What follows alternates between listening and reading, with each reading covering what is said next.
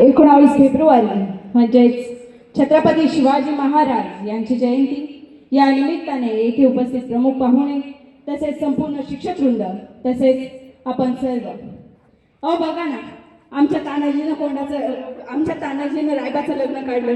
पत्रिका द्यायला तो महाजांना आला. महाजांना म्हणाला, राजा रायबाचं लग्न करायला यायचं बरं का, पण राजांची नजर मात्र कोंढाण्यावर.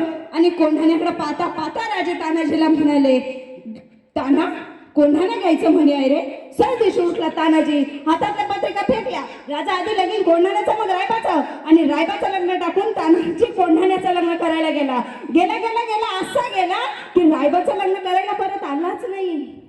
नाहीतर मला राऊंड प्रश्न पडतो, त्या तानाजीच्या जागी आजचा तानाजी असता तर नाही, त्यानं पोराचं लगीन काढावं, पत्रिका द्यायला तो महाजांकडे जावा आणि महाजाने म्हणावा, ताना कोंढाणा घ्यायचं म्हणे आहे रे. सर दिवशी उठला असता तानाजी, बोलता काय राजा, पोराचं लगीन काढलं हो देखील लगीन झालंय, पाहू की परत. अहो बरं काय, नाहीतर त्या पन्हाळ्याच्या वेळात राजे निसटले. सोबत चितोजी निंबाळकर, बाजीप्रभू देशपांडे राजे पावनखिंडीत आले आणि वार्ता मिळाली शत्रू पाठलागावर आहे. राजांनी बाजीप्रभूंना सांगितलं, बाजी खिंड तुम्ही लढवा. काय मोजक्या जामुनेशी आम्ही विशाळगडाकडे जातो, बाजी खिंड तुम्ही लढवा, सगळी जबाबदारी माझ्यावर. मग त्यावेळी माझे असं नाही म्हटले, राजा सकाळपासून अंगात जरा कंठोरच आहे, पाठ की दुसरं कोदावतंय का, परत आहेच की मी. शिर तुटलं पण बाजूचं धड तलवार फिरवत राहिलं, जबाबदारी पाळणं याला म्हणतात. हल्ली आमच्याकडे जबाबदारी टाळणं याच्याशिवाय दुसरे उद्योग नाही. अहो बघा ना, वयाच्या 18 वर्षानंतर आम्हाला मतदानाचा मूलभूत अधिकार दिला. आमची जबाबदारी आहे देशाच्या विकासासाठी चांगली माणसं सत्य द्यावी, यासाठी मतदान करावं.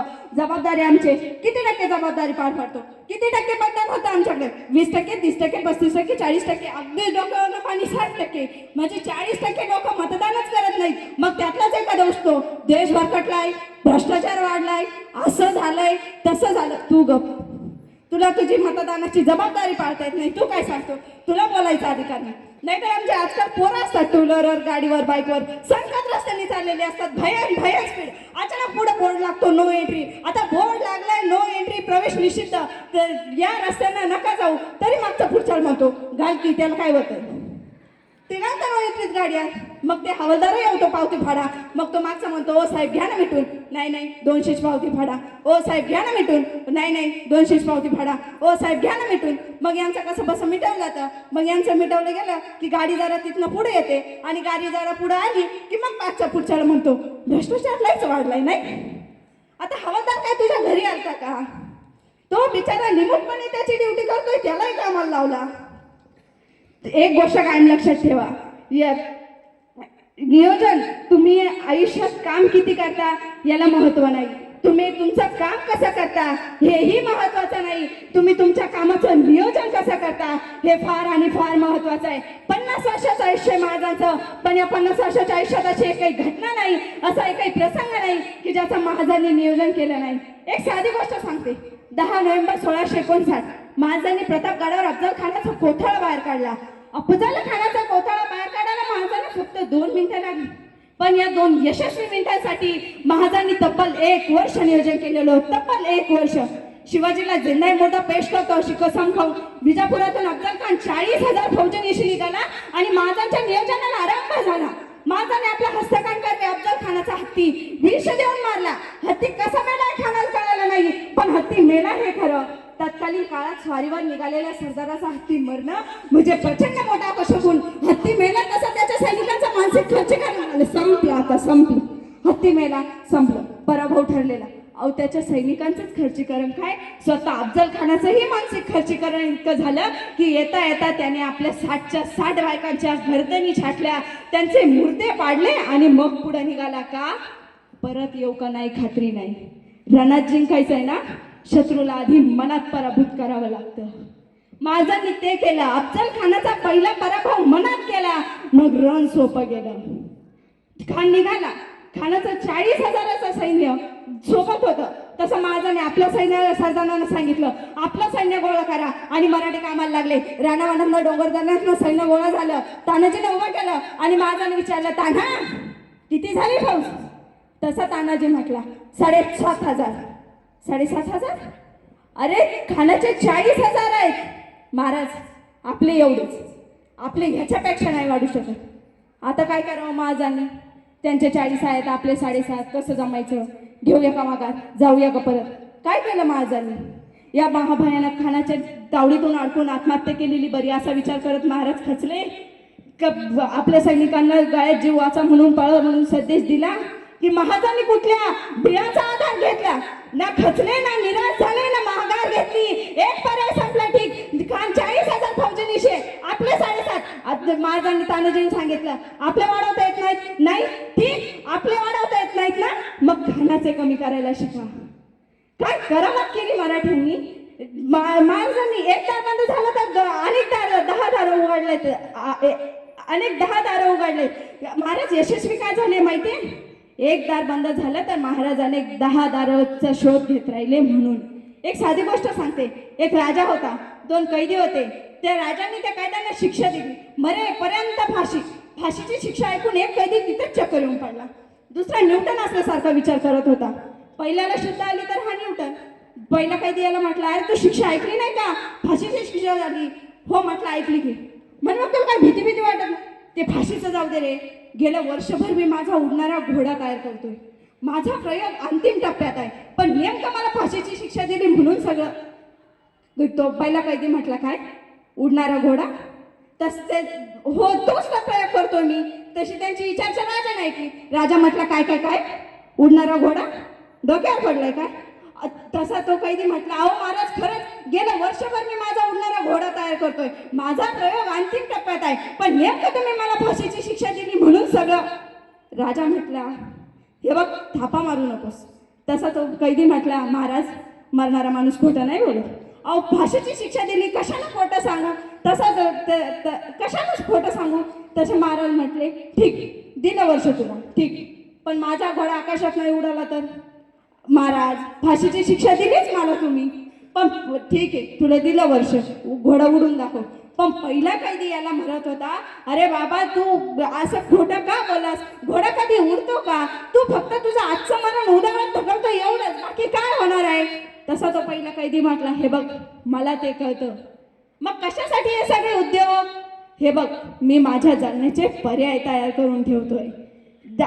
आज मला फाशीची शिक्षा झाली, अरे उद्याच्या क्षणाला काय घडणार माहित नाही, माझ्याकडे तर वर्ष आहे. अरे म्हणजे म्हटलं म्हणजे या एका वर्षात काय होऊ शकतं?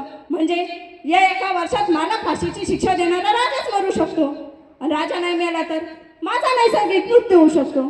आणि तू पण नाही मेला तर ज्या राजाच्या घोड्याला उडवायला शिकायचंय तो घोडा मरू शकतो. आणि घोडाही नाही मेला तर घोडा खरंच उडू शकतो. अरे काही म्हणलं वर्ष आहे माझ्या हातात, आत्ता माघार कशाला घेऊ? आता डोकं कशाला आपटू? आता परत कशाला फिरू? वर्ष घेतो ना, पर्याय तयार करतो ना, बस. अहो आपण शेतात नाही का पर्याय तयार करतो? उसाला दर नाही हळद कर, हळदीला नाही आलं कर, आल्याला दर नाही सोयाबीन कर. पर्यायच आहेत की. ज्या दिवशी माझ्या देशातल्या प्रत्येक नागरिकाला असे पर्याय तयार करायची सवय लागेल ना, तर माझ्यातला एकही नागरिक आत्महत्या करणारा दिसणार नाही. सगळ्यांना पर्याय तयार करायची सवय लागली पाहिजे. अहो महाराजांनी पर्याय तयार केले, यशस्वी का झाले? महाराजांनी पर्याय तयार केले. आपले वाढवता येत नाही ना, मग खानाचे कमी करा. आणि केले ना. वाईच्या पसरणीच्या घाटात खानाचं 40,000चं सैन्य पसरलेलं. काय करामत केली मराठ्यांनी? खानाचं 20,000 सैन्य उठलंच नाही, 20,000च उठलं. ते निघालं पुढं प्रतापगडाच्या दिशेनं. आता प्रतापगडाच्या पायथ्याशी रडतोंडीचा घाट. रडतोंडीचा अहो इतका भयान तो घाट की तो रडल्याशिवाय तिथून पुढं सरकताच येत नाही. तिथून पैकी 5,000 कसं पुढं सरकलं आणि प्रतापगडाच्या पायथ्याला आलं. आणि प्रतापगडाच्या पायथ्याला महाराजांनी ऐश्वर्य संपन्न शामेने उभारलेला होता. प्रतापगडाच्या पायथ्याशी खानाला निरोप मिळाला, भेटायचे असेल तर अवघे 1000 सोबत घेऊन येणे. 4,000 परत मागं ठेवले आणि 1000च घेऊन खान पुढं सरकला. खान महाराजांना भेटला तेव्हा खानाबरोबर किती लोक होते? फक्त 4. खान किती घेऊन आला होता? 40,000. आपले वाढवता येत नाहीत ना, मग त्यांचे कमी करा. निव्वळ नियोजनाच्या बळावर 40,000 घेऊन आलेला खान फक्त 4 वर आणून ठेवला महाराजांनी, नियोजनाच्या बळावर. आता महाराजांनी सोबत कोण घेतला? संभाजी का तानाजी, यसाजी, कोंडाजी, करतोजी, चला सगळेच येऊ भेटून? नाही, महाराजांनी सोबत घेतला जीवा महाला. तोच का दांडपट्टा चालवतो? हो, पण तोच का समोर सय्यद बंड आहे ना, त्याच्याशी झुंजायचा तर हवा तो फक्त जीवा. सोबत घेतला संभाजी कावजी कोंढाळकर का, हत्तीसारखा दिप्पाळ आहे? हो, पण तोच का? अहो, अफजल खान तसाच आहे. आखाड्यात पहिला उतरायचे म्हटले तर एकाच गटाचे असावेत म्हणजे कुस्ती रंगते. महाराजांनी आणखीन 8 रंगरक्षक घेतले आणि महाराज निघाले. महाराजांनी भेटीचा वक्त ठरवला बरोबर 12:35.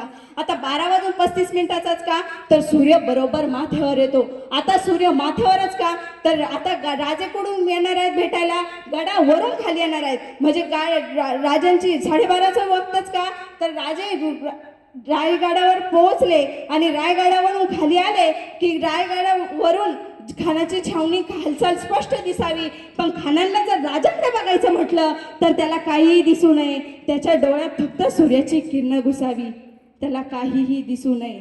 वक्त बरोबर 12:35. महाराज निघाले. अफजल खाना 12:30 वाजता गड सोडलेले राजे खानाच्या छावणीच्या बाहेर बरोबर दुपारी 2 वाजता पोहोचले. खानाला वर्दी मिळाली. शिवाजी राजा येतात. खान उठून उभा राहिला. समोरून 5-5.5 फूट उंचीचे देख निर्बाबदार राजे शिवाजी आज ते कदा येताना दिसले. खानाने वकिलाला विचारलं, हेच शिवाजी?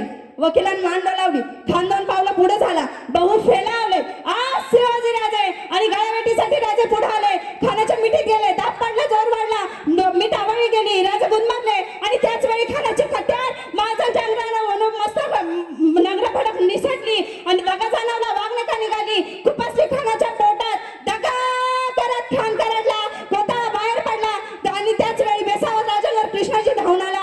मस्तकावर वार झाला. राजे भिरकांडले आणि त्याच वेळी सय्यद बंडाच्या दांडपट्ट्यानं महाराजांचं मस्तक छाटणार. त्याच वेळी जीवा महालाच्या दांडपट्ट्यानं सय्यद बंडाच्या दांडपट्ट्याचा हात वरच्यावर उडवला आणि इतिहास फुटफुटला. होता जीवा म्हणून वाचला शिवा. नियोजनाच्या बळावर एवढा भयानक खान महाराजांनी फक्त 2 मिनिटात संपवला. तुम्ही काम किती करता ना याला महत्त्व नाही, तुम्ही काम कसं करता हेही महत्त्वाचं नाही. तुम्ही तुमच्या कामाचं नियोजन कसं करता हे फार आणि फार महत्त्वाचं आहे. 50 वर्षाचं आयुष्य महाराजांचं, पण या 50 वर्षाच्या आयुष्यात अशी एक काही घटना नाही, असा एक काही प्रसंग नाही की ज्याचं महाराजांनी नियोजन केलं नाही. अहो ते जाऊ द्या, आईच्या गर्भात असतानाच ज्याच्या आयुष्याचं नियोजन ठरलंय असा जर कोणी महापुरुष या सृष्टीत जन्माला आला असेल तर छत्रपती शिवाजी महाराजांशिवाय दुसरं नाव नाही. ही सगळ्यात मोठी वस्तुस्थिती आहे. 50 वर्षाचं आयुष्य महाराजांचं, पण 50 वर्षाच्या आयुष्यात एकही घटना नाही, एकही प्रसंग नाही की ज्याचं महाराजांनी नियोजन केलं नाही. महाराजांच्या आयुष्यातील एक आणि एकमेव घटना ज्याचं महाराजांनी नियोजन केलं नव्हतं ती म्हणजे त्यांचा मृत्यू. फक्त त्याचंच नियोजन नव्हतं. चला तर मग एकदा मोठ्याने जयघोष करूया. जयघोष इतक्या जोरात झाला पाहिजे की आवाज रायगडाच्या पायथ्याशी पोहोचला पाहिजे. मोठ्याने बोला. प्रौढ प्रताप पुरंदर क्षत्रिय कुलावतांस सिंहासनाधीश्वर श्रीमंत श्री श्री श्री छत्रपती शिवाजी महाराज की. छत्रपती शिवाजी